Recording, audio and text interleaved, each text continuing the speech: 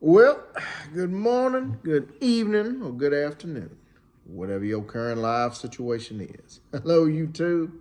This is Jeffrey Kite back again with another episode of Kite's Curiosities. Gonna do a comic book video this time. Gonna do a quick one because it's halftime with the Bills and Ravens game. I'm gonna do a quick video while I got a minute and get caught up on some things. I've got a bunch of comic books I have not featured on this channel that I've found in various stores for cents on the dollar. And man, I'm very excited to come across them. And I've got my specs with me, so I'm gonna put my glasses on. Oh yeah, just done got that time in life, so that way I'll be able to read them and be able to see and not fumble over my words. So without any further ado, let's get started. I was at a comic book store in the Cobb Antique Mall in Marietta, Georgia. And I picked these issues up right here. I got these. These were $3 for $1.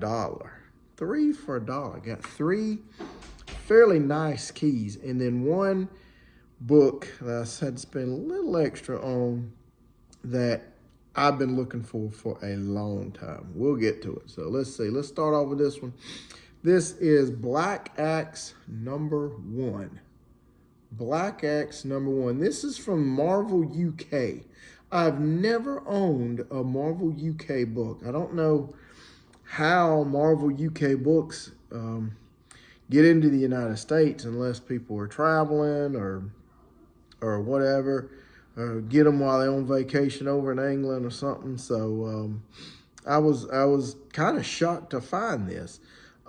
Black Axe, for those of you who are unfamiliar with Marvel UK stuff, Black Axe, he is a spin-off character of two other Marvel UK publications, Death's Head and this character right here, Death's Head 2.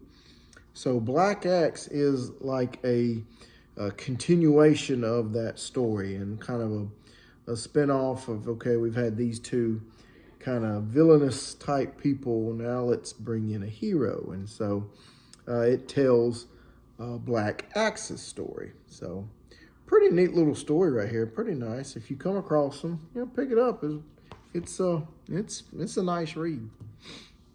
Next, with everybody going crazy over the Lobo stuff, I'm searching hard and heavy for any Lobo type keys that I can find. This is the first one that I've ever found, and I'm hoping it's going to develop into a kind of a more promising or more key book. This is Omega Men #20 from 1984, I believe. Yeah, November of '84.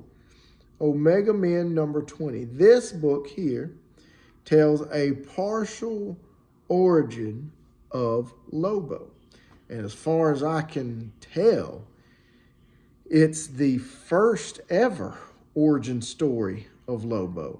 I don't think you get a full one until way later in his story arcs and things. But this tells about how he was on his home planet, what happened to his home planet, how he wound up being the only surviving species or member of his race, so to speak.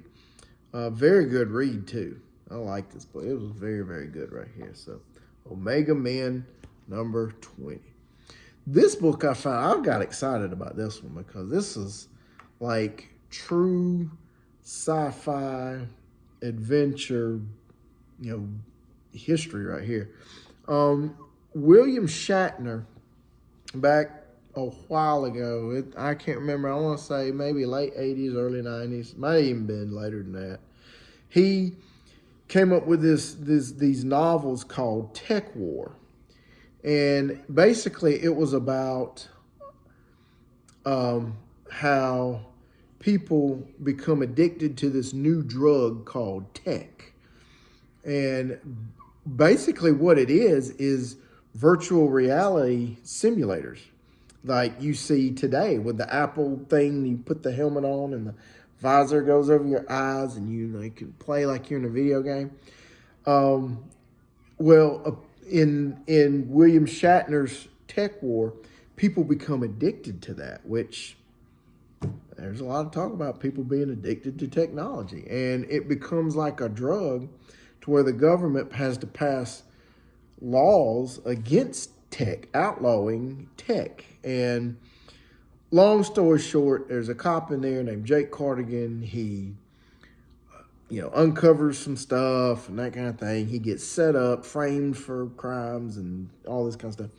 Well, this book is Tech World, which is a comic book spinoff from Tech War. And this book is a trip, man. I can kind of see this happening in real life. People getting addicted to this virtual reality tech, and it becomes so pervasive in society that people have to pass laws against it.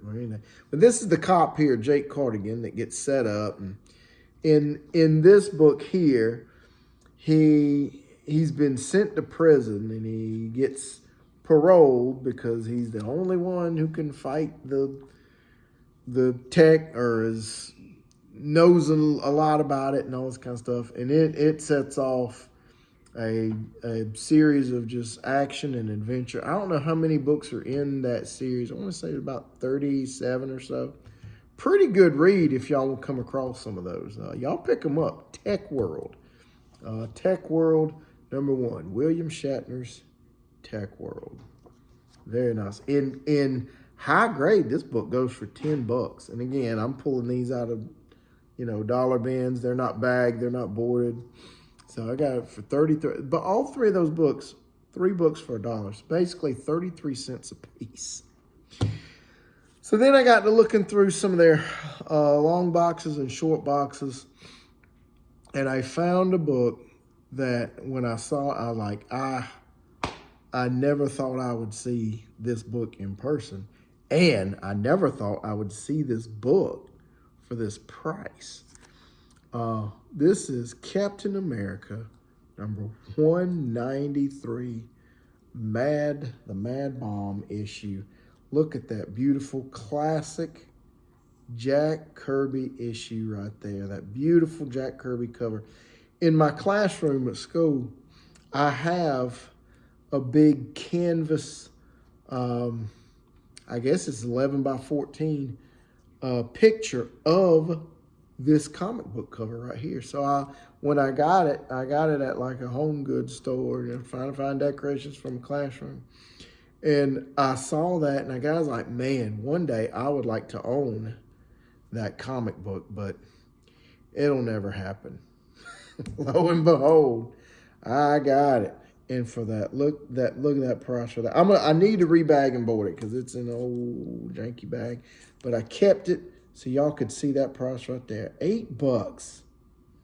$8 for this beautiful, Bronze Age key. Now, some of you may be wondering, well, how did you get that for $8? Because that's a $15, $20 book, $25 book.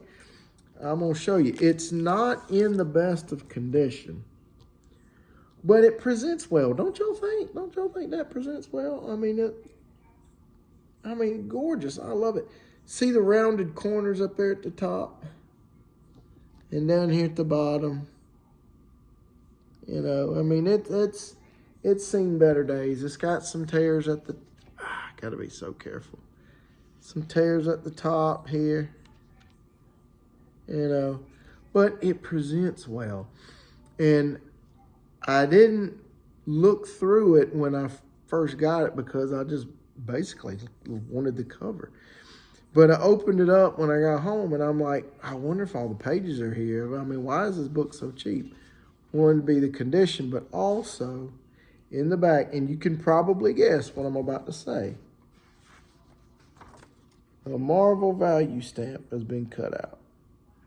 So just a word to the wise, when you're buying these big or these, semi-expensive Bronze Age keys, if you're going to spend big money on it, now, I ain't talking about $8. That's all $8.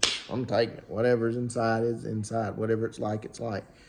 Because I just like that book because of the way it presents. But if you're gonna spend some good money on some big money, make sure them stamps are in there. Those Marvel Value stamps. You know, do some research. I've been trying to find out the years that Marvel stamps were in these books. They're Marvel Value stamps. I've kind of narrowed it down. So if you do your research too, if you find a book and it's a key and you go, I'm gonna have to spend some pretty big money on it, make sure them stamps are in there. But anyway, I was very happy to have that. Very happy to come away with that. Then I was at a little bookstore just down the road from where I live at, a little shopping center out behind this Dunkin' Donuts. And I was looking for a book for a Christmas gift for a teacher friend of mine. She's my secret pal, so I had to find a gift and that kind of thing. And she likes to read books. So I was in that bookstore looking around for a book that she would like, and I came across this little dandy right here. I was like, how much do you want for this? And the lady said, $1. I'm like, $1? She said, yep, $1. I was like, sold. And this is from 1959, 1960. A beautiful Silver Age comic that you just don't find these in the wild anymore. It's not a key, but it's a key to me because it's a subject that I love. Dell Giant number 27, Walt Disney's Man in Space. Look at that right there. Just look at that art. That is just gorgeous. And two guys out there doing a spacewalk with the capsule separating from the booster here. I mean, just it's gorgeous. And the art that's inside. Let me just open this up, let y'all see a page or two. Just very classic. Yeah, here we go. Oh, this is perfect. Man in the Moon. When we were talking, and remember this is from the book on the inside says from around January 1959. Key Collector says 1960. So somewhere around between 1959 and 1960, which was about 10 years before we were able to land on the moon. It talks about all the little missions that we were going to undertake or have undertook to get to the moon. Look at that. Look at that. Let me just span it. Gorgeous, gorgeous art. I mean, just lovely, lovely. Now this book, I mean, I don't know what happened. If it got scorched or burnt or something, look at that right there. And then look at these pages. There's like, I don't know if something got hot and touched the ends of these pages and just burn a hole through them or what, but I rescued it from that bookstore. As if for $1, I'm gonna have a wonderful time reading that. And man, you can pick it up and just get that smell. It has that old smell to it, man. I tell you what, that was a nice find to me. That was a nice find to me. Very, very rarely. I found a couple of Silver Age books, but not often. Very rarely do I ever find Silver Age comics in the wild. And I was glad to find that, especially for $1. That's going home with me all day long. Silver Age book for $1, pick it up every time. So then I went around and was looking around to another section in the bookstore, and I saw this. And I said again, how much would you take for this? It's priced to sell, sir, $1. $1, huh? $1. I'm like, wow, okay. So I picked it up. I got it for $1. It is none other than Dark Knight Returns, The Golden Child, the one shot, the Frank Miller one shot that is set in the future that goes along with the timeline of the Dark Knight Returns saga. Now, it has got the plastic on it. It ain't never been opened, never been read. But look, this ain't the comic. This is a hardbound, I don't know. I mean, it's not a trade paperback. It's not an omnibus because it's a one-shot. So I don't know what you'd call this thing. But, man, I mean, a hardbound, beautiful, beautiful key from Frank Miller with that gorgeous artwork. I mean, I'm telling you, man, for $1, I'm picking it up. And I like this book. The price was so nice. I bought it twice, baby. Bam! There was 2 of them in there for $1. $1 each. You can't pass this up. You can't pass this up. I bought them both because one I'm going to keep and read, and the other one, folks, I've been telling y'all I'm going to reveal some prizes of what we're going to do for the 400 subscriber giveaway. This is going to be the big piece in that right there. I'm at 360 subscribers right now as of the making of this video. This right here is going to go in to the 400 subscriber giveaway, along with some, autographs and some little things, I might put together with it. Because, some people might not be into comics. Most people might be into TTM autographs or some of the other things I like to collect. We'll put a little prize pack together and get that sent out. And on that note, Scott Spalding, brother, it's been 5 months since you won the 300 subscriber contest in contest win or contest prize pack, and I've not mailed it out to you. Life got crazy busy, and I just ain't slowed down until this time of year. Finally, I put it all together. I've got it in the middle of the envelope. Gonna go out tomorrow. Well, really Tuesday. I'm gonna put it in the mail tomorrow for Martin Luther King Jr. Day, and mail's not gonna run, but it'll be out to you, headed your way on Tuesday. So thank you for bearing with me on that, and I've been promising you, and finally I'm gonna deliver. That's all on me, so I apologize for that. Well, looks like the game has started back up, and the Bills is up by 11 points. Let's see if Josh Allen can pull it out. As always, folks, like, comment, subscribe, do whatever you want to do. Till next time, y'all take care. Now, have a good one. Bye.